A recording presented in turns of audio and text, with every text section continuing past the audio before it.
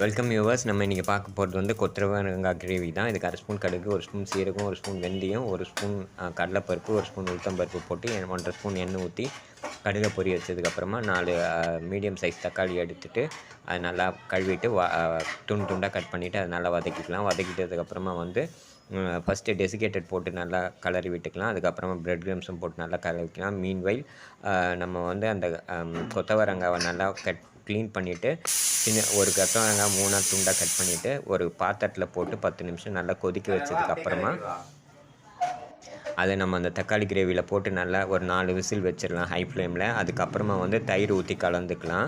தயிர் ஒரு அரை கவர் தயிர் ஊற்றி கலக்கிறேன். அதுக்கப்புறம் கருவேப்பிலை கொத்தமல்லி ஆட் பண்ணிவிட்டு தண்ணி சுண்டுற வரைக்கும் கொஞ்சம் தண்ணி சுண்ட வச்சுட்டு ஒரு மீடியம் சைஸ் லெமனும் அப்புறமா வந்து உப்பு 1 1/2 ஸ்பூன் ஆட் பண்ணிவிட்டு அதை நல்லா கரைச்சிட்டு இதில் ஆட் பண்ணிவிட்டு 10 நிமிஷம் கொதிக்க வச்சோம்னா கிரேவி ரெடி ஆகிடும். Thank you viewers.